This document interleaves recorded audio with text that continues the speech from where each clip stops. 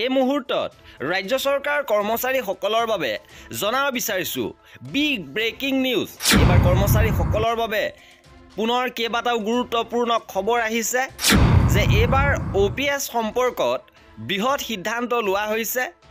ৰাজ্যৰ শিক্ষকসকলৰ গুৰুত্বপূৰ্ণ খবৰ আহিছে। সবিশেষ আপোনালোকক জনাব বিচাৰিছোঁ। ভিডিঅ'টো প্ৰথমৰ পৰা শেষলৈকে চাই থাকিব। এইবাৰ পুৰণি পেঞ্চন ব্যৱস্থা প্ৰত্যাহাৰৰ 20 বৰ্ষ পূৰ্তি অৰ্থাৎ OPS বাতিল কৰি NPS প্ৰৱৰ্তনৰ 20 বছৰ সম্পূৰ্ণ হৈছে। 1 ফেব্ৰুৱাৰীত ৰাজ্যজুৰি কলা দিৱস পালন কৰিব প্ৰাথমিক শিক্ষকে। পুৰণি পেঞ্চন প্ৰত্যাহাৰৰ 20 বৰ্ষ পূৰ্তি উপলক্ষে অহা 1 ফেব্ৰুৱাৰীৰ দিনটো কলা দিৱস হিচাপে পালন কৰিব দেশৰ প্ৰাথমিক শিক্ষকসকলে। আৰু সেইদিনা প্ৰাথমিক শিক্ষকসকলে কলা ৰিবন পৰিধান কৰি পাঠদান কৰিব। কলা ৰিবন পৰিধান কৰি সাব্যস্ত কৰিব প্ৰতিবাদ। আৰু আজিৰে পৰা কৰ্মৰত অনিয়মীয়া শিক্ষকসকলে অনশন কৰিছে। ইয়াৰ জৰিয়তে তেওঁলোকে মুঠ ঘৰুৱা উৎপাদনৰ 6% শিক্ষাৰ ক্ষেত্ৰখনৰ উন্নয়নৰ বাবে আবণ্টন দিবলৈ চৰকাৰৰ ওচৰত দাবী উত্থাপন কৰিছে। আৰু আজি এই কথা সদৰি কৰিছে অখিল ভাৰতীয় প্ৰাথমিক শিক্ষক সংঘৰ মহাসচিব কমলাকান্ত ত্ৰিপাঠীয়ে।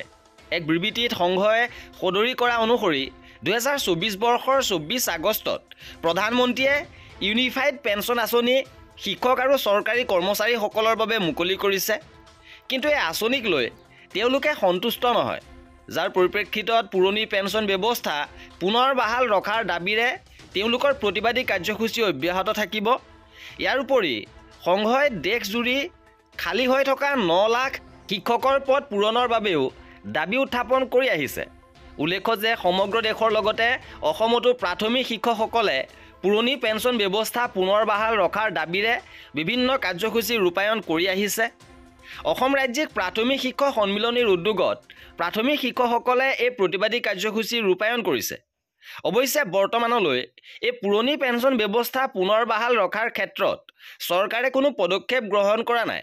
কেৱল শিক্ষকসকলেই নহয়, আন বিভাগৰ কৰ্মচাৰীসকলেও পুৰণি পেঞ্চন ব্যৱস্থা বাহাল ৰখাৰ দাবীৰে আন্দোলন কাৰ্যসূচী ৰূপায়ণ কৰি আহিছে। আৰু বৃহস্পতিবাৰৰ পৰা কৰ্মৰত অনিয়মীয়া শিক্ষকৰ 36 ঘণ্টীয়া অনশন। কেইবাটাও দাবীৰে 9 জানুৱাৰীৰ পৰা 36 ঘণ্টীয়া অনশনৰ কাৰ্যসূচী ৰূপায়ণ কৰিছে সদৌ অসম কৰ্মৰত অনিয়মীয়া শিক্ষক সন্থাই। এক বিবৃতিত সন্থাৰ সাধাৰণ সম্পাদক আব্দুল মজিদ আহমেদে কয় যে 1991 চনৰ পৰা 2001 চনৰ ভিতৰত নিযুক্তিপ্ৰাপ্ত এইসকল শিক্ষকে বিভাগীয় নীতি নিয়মেৰে দৰমহাও লাভ কৰিছিল। ইয়াৰে কিছুসংখ্যক শিক্ষকে প্ৰশিক্ষণ গ্ৰহণ কৰিছে। 2021 বৰ্ষৰ 30 জানুৱাৰীত সমপৰ্যায়ৰ একাংশ শিক্ষকৰ চাকৰি চৰকাৰে নিয়মীয়া কৰে। কিন্তু বিভাগীয় বিষয়াৰ ভুলৰ বাবে একে পৰ্যায়ৰ আন একাংশ শিক্ষক নিয়মীয়াকৰণৰ পৰা বঞ্চিত হয়। নিযুক্তি প্ৰদানৰ সময়ত ৰাজ্য চৰকাৰে বঞ্চিত শিক্ষকসকলক 45 দিনৰ ভিতৰত চাকৰি নিয়মীয়া কৰিব বুলি আশ্বাস দিছিল, কিন্তু আজি পৰ্যন্ত নিয়মীয়াকৰণ নকৰিলে। তাৰে বিৰোধিতাৰে এই প্ৰতিবাদী কাৰ্যসূচী ৰূপায়ণ কৰিছে। ইপিনে ৰাজ্যৰ শিক্ষাখণ্ডৰ বাবে আন এটা বৃহৎ সুখবৰ আহিছে যে এইবাৰ 4500 শিক্ষকৰ পদ মুকলি কৰিছে, যাৰ আবেদন প্ৰক্ৰিয়া 15 ফেব্ৰুৱাৰীৰ পৰা আৰম্ভ হ'ব আৰু 31 মাৰ্চলৈকে ইয়াৰ আবেদন কৰিব পাৰিব।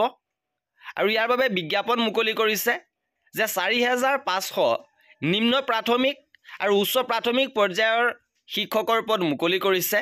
আৰু এই আছিলে এই ভিডিঅ'টোত কৰ্মচাৰী আৰু পেঞ্চনাৰৰ প্ৰতিটো আপডেট পাই থাকিবৰ বাবে আমাৰ চেনেলটো ছাবস্ক্ৰাইব কৰি ৰাখিব।